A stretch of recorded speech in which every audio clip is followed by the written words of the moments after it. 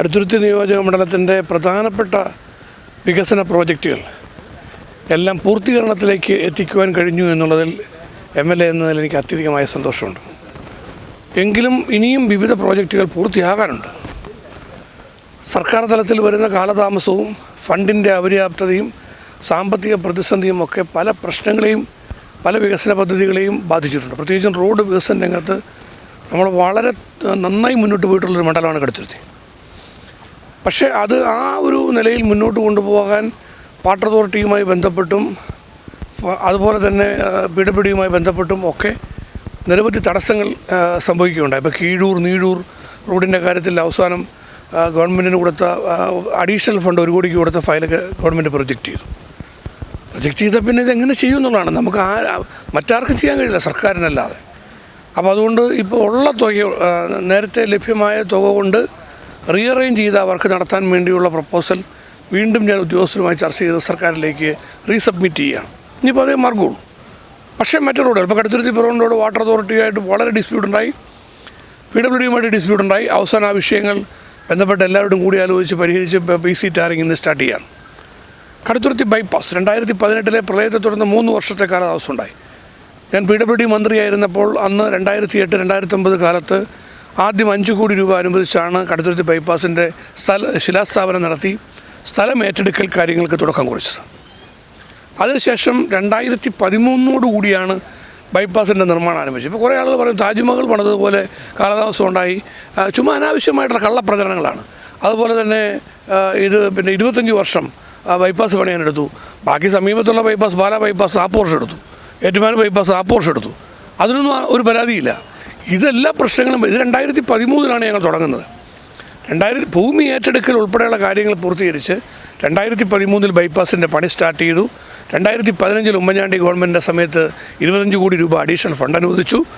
2018 ആയപ്പോൾ പ്രളയത്തെ തുടർന്ന് കടുത്തുരുത്തി ടൗണിൽ വെള്ളം കയറിയപ്പോൾ നമുക്ക് കാര്യങ്ങൾ നിർത്തിവെക്കേണ്ടി വന്നു. അപ്പോൾ പ്രോജക്റ്റ് റിവൈസ് ചെയ്തു. അങ്ങനെ 3 വർഷക്കാലം പ്രോജക്റ്റ് റിവൈസ് ചെയ്ത് കിട്ടാൻ സമയം വേണ്ടി വന്നു. 2021 മുതൽ കണ്ടിന്യൂസ് ആയി ബാക്കി പണികൾ നമ്മൾ മുന്നോട്ട് കൊണ്ടുപോയി. അപ്പോൾ എന്തായാലും ഒരു 12 വർഷക്കാലം കൊണ്ട് കടുത്തുരുത്തി ബൈപ്പാസിൻ്റെ പണി നമുക്ക് പൂർത്തിയാക്കാവുന്ന സ്റ്റേജിലേക്ക് കാര്യങ്ങൾ വന്നു. അത് സത്യം പറഞ്ഞു കഴിഞ്ഞാൽ പിന്നെ പല വികസന പദ്ധതികളും ഇഴഞ്ഞു നീങ്ങുന്ന വെച്ച് നോക്കുവാണെങ്കിൽ ഇത്രയും പ്രശ്നങ്ങളെല്ലാം ഉണ്ടായിട്ടും ഈ ബൈപ്പാസ് തെരഞ്ഞെടുപ്പ് വാഗ്ദാനം പാലിച്ചുകൊണ്ട് ഈ നിയമസഭാ ഇലക്ഷന് മുമ്പായി പൂർത്തിയാക്കുമെന്ന വാക്ക് പാലിച്ചുകൊണ്ട് ജനങ്ങൾക്ക് നമ്മൾ സമർപ്പിക്കുകയാണ്. ഇനി അതിൻ്റെ ബാക്കി വരുന്ന BC ടാറിങ് ഇന്നലെ കഴിഞ്ഞു. ഇനി അതിൽ വരുന്നത് റോഡ് മാർക്കിംഗ് ഉണ്ട്, സൈഡ് പ്രൊട്ടക്ഷൻ വർക്കുകളുണ്ട്. അങ്ങനെ കുറേ കാര്യങ്ങൾ കൂടി വേണ്ടി വരും. ഒരു 10 ദിവസത്തേക്കൂടെ നമുക്ക് അത് പൂർത്തിയാക്കാൻ ആവശ്യമാണ്. അത് കഴിഞ്ഞാൽ തീർച്ചയായിട്ടും റോഡ് ഗതാഗതത്തിന് തുറന്നു കൊടുക്കാൻ കഴിയും. മാർച്ച് മാസത്തിൽ നമ്മളത് പൂർത്തിയാക്കുമെന്ന് പറഞ്ഞ കാര്യം പാലിക്കപ്പെട്ടിട്ടുണ്ട്. ഇനി വികസന രംഗത്ത് ഏറ്റവും കൂടുതൽ കാര്യങ്ങൾ കടുത്തുരുത്തി മണ്ഡലത്തിൽ കേരളത്തിൽ നടപ്പാക്കാൻ കഴിഞ്ഞു എന്ന അഭിമാനത്തോടെയാണ് ഇതുവരെ മുന്നോട്ട് പോയിട്ടുള്ളത്. ഇപ്പോൾ നമ്മുടെ സംസ്ഥാനത്തെ പ്രധാനപ്പെട്ട സ്ഥാപനങ്ങൾ, പ്രധാനപ്പെട്ട ഓഫീസുകൾ, ഇതൊക്കെ കടുത്തുരുത്തി മണ്ഡലത്തിൽ MLA എന്ന നിലയിൽ മുൻകൈയെടുത്ത് കൊണ്ടുവന്ന കാര്യങ്ങളാണ്. വിദ്യാഭ്യാസ രംഗത്ത് നിരവധിയായ പദ്ധതികൾ, Kidangoor engineering college, Kaduthuruthy government polytechnic college, പെരുവേലെ ഗവൺമെൻറ് IT, നീടൂരിലെ അപ്ലൈഡ് സയൻസ് കോളേജ്, കടുത്തുരുത്തി കേന്ദ്രമായി വിദ്യാഭ്യാസ ജില്ല, ഇതൊക്കെ എവിടെയാണ് നടന്നേക്കുന്നത്? ഇത് കടുത്തുരുത്തി നിയോജക മണ്ഡലത്തിലെ 11 പഞ്ചായത്തിലും ഹയർ സെക്കൻഡറി സ്കൂളുകൾ, ഇത്രയും പഠന സൗകര്യം ഏർപ്പെടുത്തിയ വേറെ മണ്ഡലം ഏതാ ഉള്ളത്? അപ്പോൾ ഇതൊക്കെ ഏറ്റവും ശ്രദ്ധേയമായ കാര്യങ്ങളാണ്.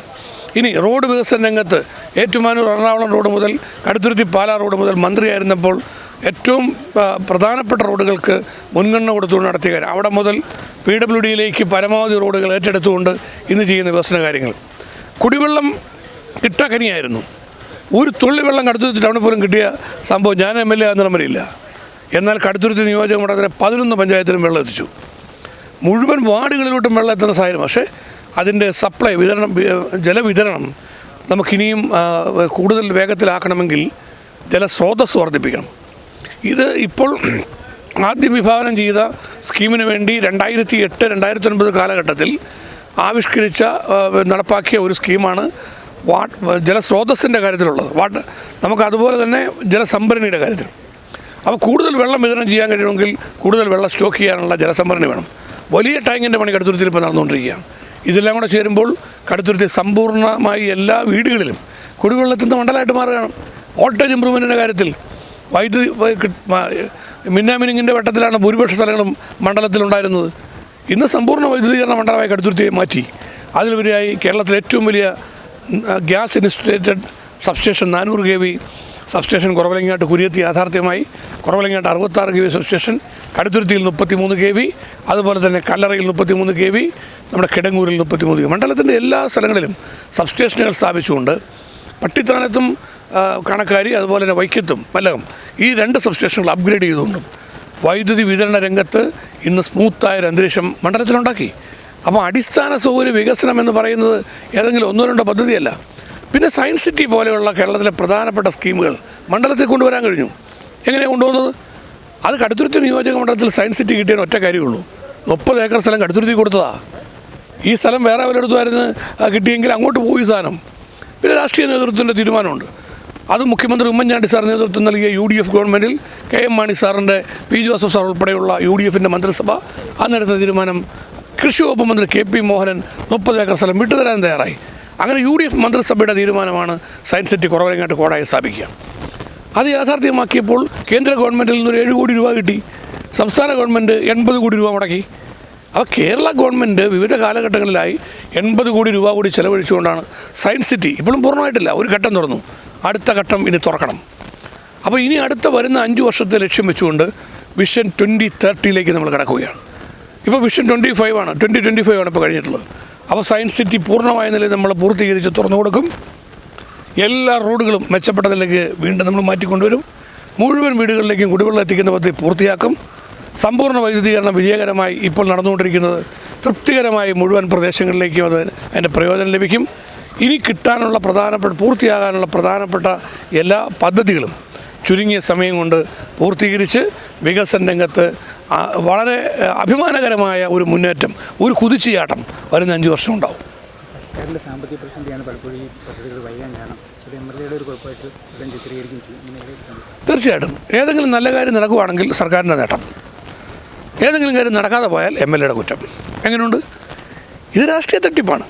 അപ്പം നടത്തി നമ്മളെന്ത് കഷ്ടപ്പെട്ട് നടന്നിട്ടാണ് ഒരു കാര്യം നടത്തിക്കൊണ്ട് വരുന്നത്. ഇപ്പോൾ കടുത്തുരുത്തി ബൈപ്പാസ് തന്നെ ഇവർ മുഴുവൻ കള്ളപ്രചരണം അഴിച്ചുവിട്ട് തന്നെ ബൈപ്പാസ് നടക്കുകയില്ല, ഇത് പൂർത്തിയാകുകയില്ല, ഇത് വെറുതെ ഇങ്ങനെ പറയുന്നതാണ്. ഇപ്പോൾ നടന്നല്ലോ, നടപ്പാക്കുമെന്ന് പറഞ്ഞത് പാലിച്ചു. അപ്പോൾ അടുത്ത കുറ്റം കണ്ടുപിടിക്കാൻ വേണ്ടി ശ്രമിക്കുകയാണ്. അതുപോലെ വികസന പ്രവർത്തനങ്ങളുമായി ബന്ധപ്പെട്ട് ഓരോ കാര്യങ്ങളെക്കുറിച്ചും നമ്മൾ എവിടെയെങ്കിലും റോഡ് മോശമായാൽ സർക്കാരിൻ്റെ PWD മന്ത്രിയായിട്ട് ഞാനും ഇരുന്നതാണ്. കേരളം മുഴുവൻ തകർന്നു കിടന്ന റോഡ് ചുരുങ്ങിയ 2 വർഷം കൊണ്ട് മെച്ചപ്പെട്ട നിലയിൽ നവീകരിച്ച് കേരളത്തിൽ യാത്രാ സൗകര്യം ഉറപ്പുവരുത്തുന്നതിൽ വിജയകരമായി മുന്നോട്ട് പോയ ഒരു കാലഘട്ടമായിരുന്നു അത്. മന്ത്രി എന്ന നിലയിൽ ആ രംഗത്ത് ഏറ്റവും നന്നായി പ്രവർത്തിച്ചതിന് അന്നത്തെ മുഖ്യമന്ത്രിയും അന്നത്തെ പ്രതിപക്ഷ നേതാവ് ഉൾപ്പെടെ എല്ലാവരും അഭിനന്ദിച്ചിട്ടുണ്ട്, ജനങ്ങൾ അഭിനന്ദിച്ചിട്ടുണ്ട്. അതായിരുന്നു യാഥാർത്ഥ്യമെങ്കിലും ഇപ്പോൾ ഇവിടെ ഏതെങ്കിലുമൊക്കെ കാര്യങ്ങൾ മോശമായാൽ ഉടൻ തന്നെ സർക്കാരിൻ്റെ സാമ്പത്തിക പ്രതിസന്ധി കൊണ്ടും ഭരണരംഗത്തെ പാളിച്ചകൾ കൊണ്ടും പല കാര്യങ്ങളും ഇവിടെ നടക്കാതെ വരുന്നുണ്ട്, കാലതാമസം ഉണ്ടാകുന്നുണ്ട്. അതൊക്കെ പരിഹരിക്കാൻ വേണ്ടി ശ്രമിക്കുകയാണ് MLA എന്ന നിലയിൽ ഞാനൊക്കെ ചെയ്തുകൊണ്ടിരിക്കുന്നത്. അല്ലാതെ രാഷ്ട്രീയമായിട്ട് കുറ്റം പറഞ്ഞുകൊണ്ട് നമ്മൾ നടക്കാറില്ല. രാഷ്ട്രീയമായി പറയേണ്ട കുറ്റം വിശദീകരണം അത് നമ്മൾ വേറെ പൊളിറ്റിക്കൽ പ്ലാറ്റ്ഫോമിൽ നടത്തും. എന്നാൽ വികസന കാര്യങ്ങളിൽ രാഷ്ട്രീയം കലർത്താതെ മുന്നോട്ട് പോകുന്നു. പക്ഷേ LDFൻ്റെ ഭാഗത്തുനിന്ന് ഉണ്ടാകുന്നത് ഏത് കാര്യങ്ങളായാലും അവിടെ കുഴപ്പം മുഴുവൻ MLAയുടെ ഭാഗത്തു നിന്നുള്ള കുഴപ്പം കൊണ്ടാണ്. നേട്ടം കിട്ടിയാൽ സർക്കാരിൻ്റെ നേട്ടം ഇരട്ടത്താപ്പാണ്. അപ്പോൾ അതുകൊണ്ട് കുഴപ്പങ്ങൾ പരിഹരിക്കാൻ വേണ്ടി സർക്കാരിന് ഉത്തരവാദിത്വമുണ്ട്. പല കുഴപ്പങ്ങളും പരിഹരിക്കാൻ കഴിയാതെ പോകുന്നത് സർക്കാരിൻ്റെ ഭാഗത്തുനിന്നുണ്ടാകുന്ന പരാജയമാണ്. സാമ്പത്തിക പ്രതിസന്ധി കേരളത്തിൽ വലിയൊരു പ്രശ്നമായി നിന്നിരുന്നു.